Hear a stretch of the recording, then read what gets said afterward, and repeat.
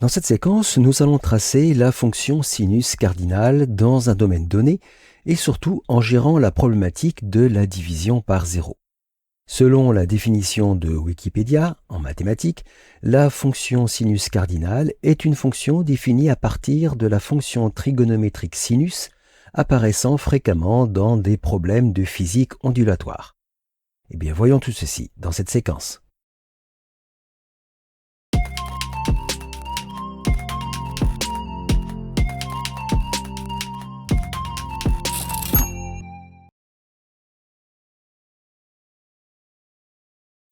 Comme précédemment, nous retrouvons les mêmes paramètres généraux dans le préambule du document. Je n'y reviens pas.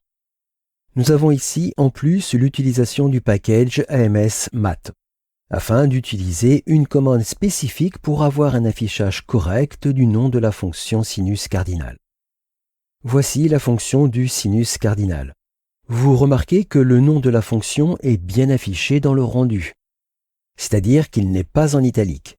C'est la commande opérateur name qui le permet. Cette commande est fournie par le package AMS Math.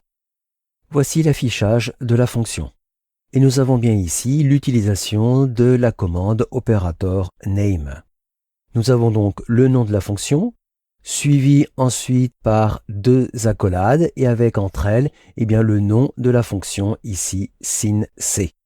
Et ensuite, nous avons de manière tout à fait classique, entre parenthèses x, qui détermine la syntaxe de cette fonction mathématique. Nous avons bien à l'affichage sync qui n'est pas écrit en italique, par contre le x est bien écrit en italique. Donc nous avons un affichage correct. Voici ces déclarations générales nécessaires pour bien concevoir notre graphique.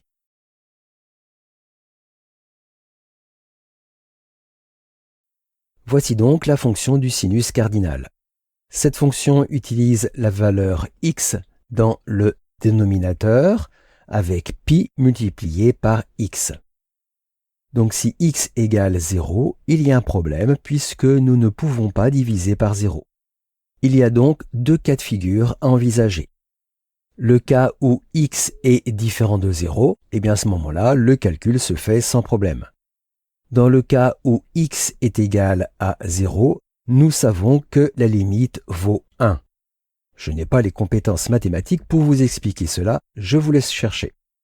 Donc, dans la déclaration de la fonction sinus cardinal, il faut obligatoirement envisager ces deux cas de figure. X est différent de 0 et x est égal à 0.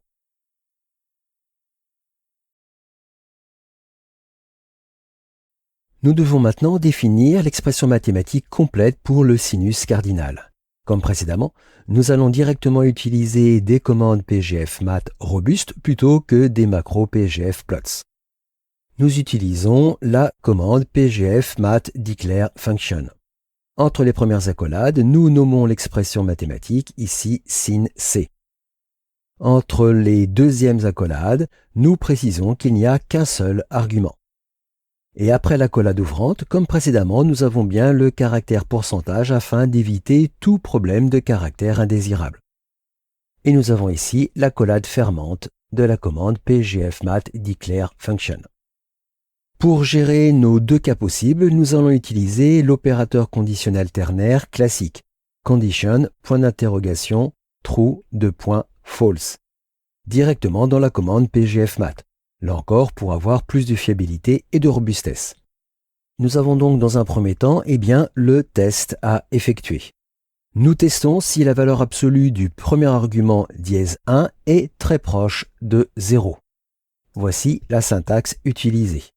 Le premier argument est par défaut les valeurs prises par les x des abscisses. Ici, il faut tester si x est très proche de 0, mais pas égal à 0. Parce que PGF Math ne transmet presque jamais exactement 0 à la fonction. Avec 1 exponentielle moins 9, ou x multiplié par 10 exposant moins 9, cela donne la valeur 0,000000001, donc très proche de 0. Nous avons ensuite le séparateur point d'interrogation. Et ensuite, si le test est vrai, nous utilisons la valeur 1. Cela correspond au trou. Nous avons ensuite 2 points pour le séparateur. Et si le test est faux, nous avons donc le false, nous calculons l'expression mathématique du sinus cardinal. Donc voilà comment se définit cette expression mathématique conditionnelle avec PGF Math.